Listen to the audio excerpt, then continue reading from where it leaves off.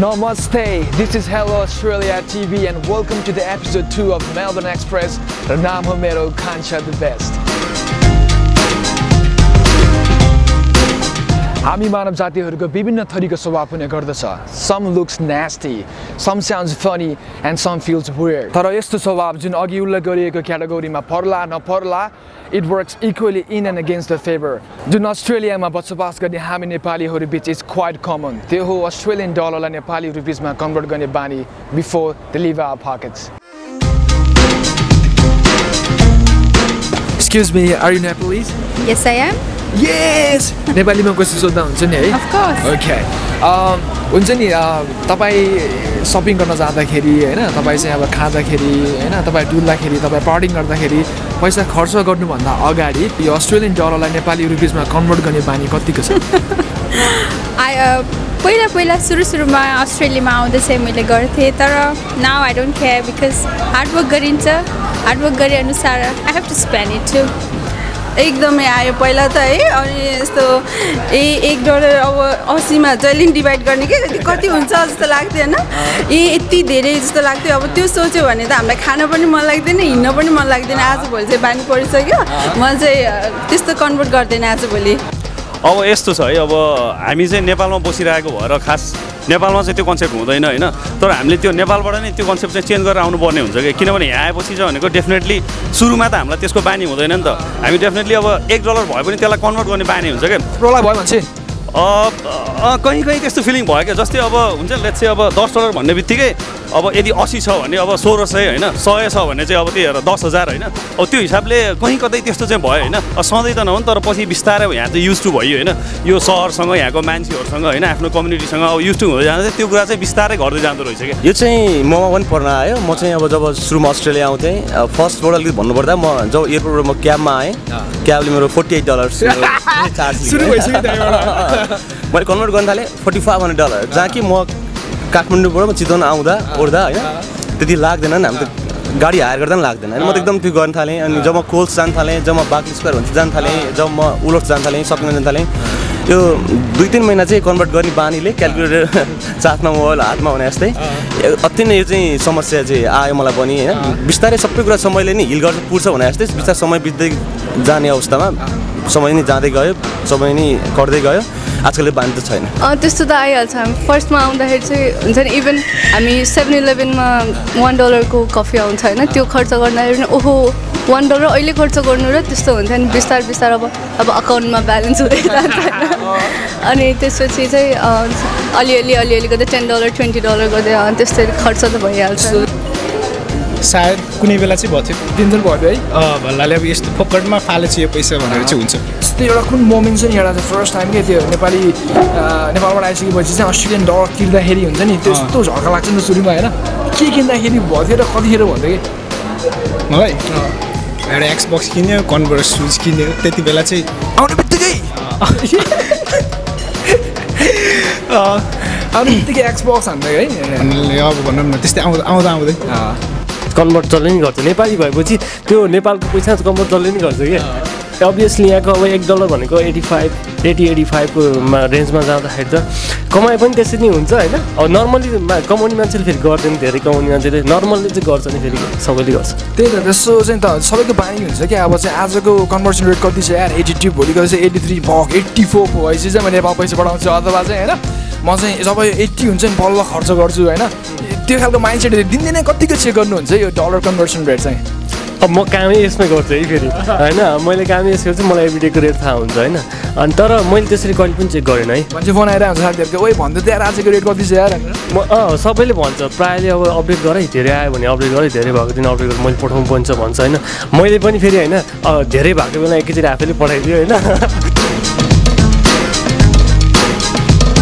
not always the case. नेपालमा हुँदाखेरि bill तिर्नको लागि त छाड मछाड आज मेरो बर्थडे ट्रिट हो के सोच जस्तैले मैले पैसा तिर्न सक्दिनँ आती इत्यादि नेपालमा हुँदाखेरि त मजाले मोज गरियो नि हैन अब यो चाहिँ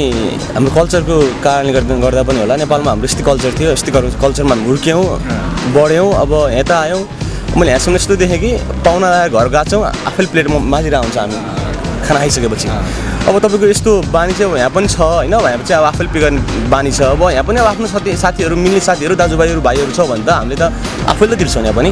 तर यो चाहिँ अब बिस्तारै खास कल्चरको डिफ्रेन्स नै हो हुन्छ नि अब यहाँ आइसकेपछि सबभन्दा बढी हाइएस्ट रेट पाएको दिन थाहा छ हाइएस्ट रेट पाएको दिन मैले जहाँसम्म मैले एक्सपिरियन्स गरे अनुसार मैले पठाएको समयमा एक्चुअली 86 भएको थियो जहाँ कि म आफू स्टुडेन्ट भिजा अप्लाई गर्दा मैले पैसा पठाउँदा अस्ट्रेलिया पठाउँदाखेरि म 96 मा आएको म त मैले 96 पनि पुग्दैन होला जस्तो लाग्छ जस्तो हुन्छ नि भर्खर आउँदा मैले पनि त्यही गर्थेँ गन्जी कट्टुहरू त सब नेपालबाट मगाउने क्या होइन $20 आएको ओ माई गॉड म्यान 1600 रुपियाँको कुन लाउँछ कट्टु होइन के छ त्यो अहिले के छ अहिले गन्जी कट्टु नेपालबाट आउँछ के गर्छ अहिले मैले सकेसम्म त मैले त्यो किन्छु अब घर नजिकको कोही दाजुभाइ दिदीबहिनीहरू कोही जानुहुन्छ भने अब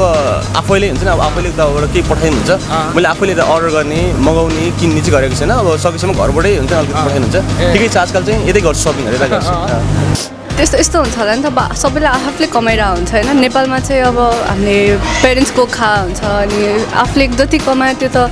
आफूलाई भ्याल्यु थाहा हुँदैन नि त अब यहाँ चाहिँ सबैले इक्वल हार्डवर्क गरेर कमाइरहेको हुन्छ सबैले खाइरहेको हुन्छ so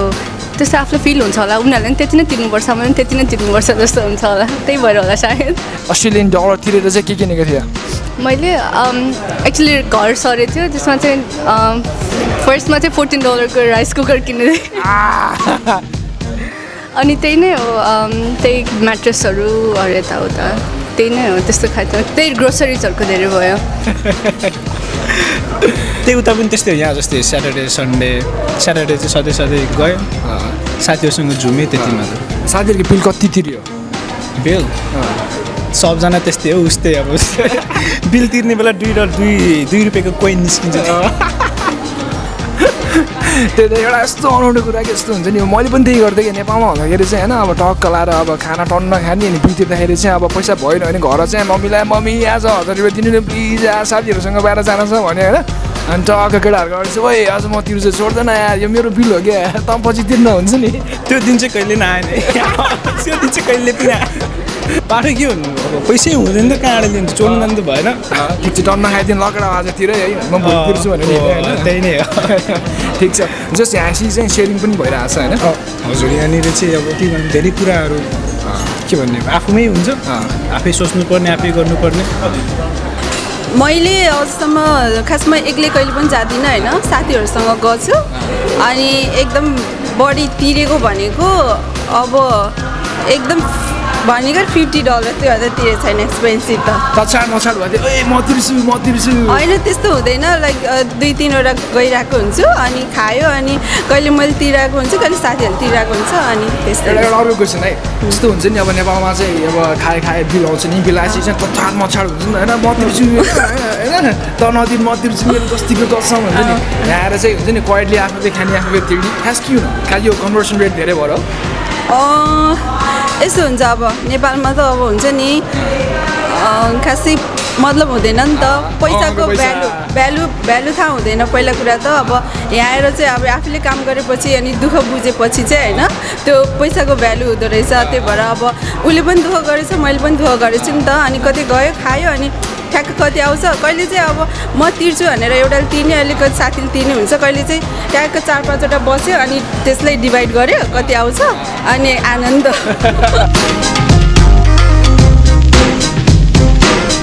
Fortunately, this sort of thinking comes mostly before splurging money on eating, partying and shopping. जसले गर्दाखेरि long term मा बैंक एकाउन्टको सेभिङलाई निकै नै हिट पुर्याउँछ। अर्को हिसाबले हेर्ने हो भने आफ्नो मनको इच्छा चाहनालाई मारी पैसा थुपार्नु it might cost a bit जसले गर्दाखेरि it might lead to frustrations and dissatisfaction. तर विदेशमा आइसकेपछि अवस्था फेरिएको छ। सायद आफ्नो 10 हातको नङ्ग्रा खियाएर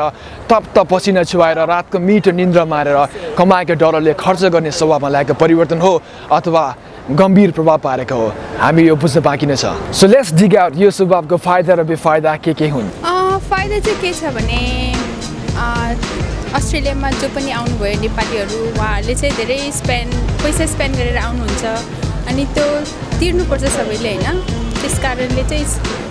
it's a good thing but bad thing चाहिँ it prevents from enjoying our life किनभने दुःख गरे अनुसार हामीले एन्जोय पनि गर्न सिक्नुपर्छ सो दुःख गरे अनुसार इन्जोय पनि गर्न सिक्नुपर्छ है अब त्यही हो अब यो हामी चाहिँ अब एउटा फरेन ल्यान्डमा छौँ होइन अब विभिन्न सपनाहरू चाहिँ हामी बोकेर चाहिँ यहाँ आइएको छ होइन अब बाआमाले सपना देखेको हुन्छ आफ्नो पनि जीवनको एउटा लक्ष्य हुन्छ होइन अब उनीहरूले स्पेन्ड गरेको इच एन्ड एभ्री सेन्टले चाहिँ काउन्ट गर्छ होइन त्यो कुराको भ्यालु चाहिँ बुझ्नुपर्छ अनि त्यसपछि चाहिँ यहाँ आएपछि चाहिँ दुःख गर्ने होइन अनि आफ्नो बाआमाको सपनालाई सम्झिने आफ्नो सपनालाई सम्झिने र त्यसरी नै एकदम चाहिँ राम्रोसँग चाहिँ पैसाको चाहिँ भ्यालु बुझ्ने र आफ्नो फ्युचरलाई चाहिँ राम्रो बनाउने त्यही नै हो मेरो म्यासेज चाहिँ अहिलेको अब युथहरूलाई स्पेसली भाइ बहिनीहरू जो अब नेपालबाट चाहिँ अस्ट्रेलिया आउनुहुन्छ होइन उनीहरूको लागि त्यही नै हो के भन्ने होइन अब यस्तो मेन कुरा चाहिँ धेरै अब नेपालीहरू अब आफ्नो देशबाट छोडेर अब पराई देशमा आउँदाखेरि चाहिँ कस्तो फिलिङ हुन्छ भने चाहिँ एउटा एक किसिमले बिग रेस्पोन्सिबिलिटी हुन्छ त्यहाँ होइन त्यो चाहिँ आफूले गरेर खानुपर्ने हुन्छ त्यहाँ होइन कसैको भरमा बस्ने कुरा हुँदैन त्यसले नै एउटा बिग चेन्जेस लिएर आउँछ सबैलाई कि आफूले मेहनत गरेर पैसा कमाएको र आफ्नो फ्यामिलीबाट आफूले पैसा चलाएकोमा कति भिन्नता हुन्छ होइन त्यो महसुस जब आफूले नै गर्छ नि त्यहाँ रियलाइज हुन्छ होइन के भन्नु मलाई थाहा छैन तिनीहरूलाई त पैसा खर्च नगर्नु पैसा खर्च चाहिँ धेरै नगर है कसैले पनि गर्नु पनि हुँदैन सेभिङ गर्नुपर्ने रहेछ है अहिले त 100 पनि छैन कि मसँग त्यही भन्छ त्यस्तै भइरहेको छ समय र परिस्थिति अनुसार हाम्रो सोचमा परिवर्तन आउने गर्दछ सायद यही कारणले गर्दाखेरि हाम्रो सोचमा परिवर्तन आउने हो कि आजको प्रोग्राम तपाईँहरूलाई कस्तो लाग्यो प्लिज तपाईँको अमूल्य सुझाव र सल्लाह हामीलाई दिन नबिर्सिनु होला plus before you go please don't forget to like comment share and subscribe this is me Kanchi the best signing out from Melbourne Express see you on next episode Hello Australia TV rocks Ciao hello Australia TV Hello Australia TV Hello Australia TV Hello Australia TV rocks Please keep watching Hello Australia TV. Hello Australia TV rocks. Hello Australia TV rocks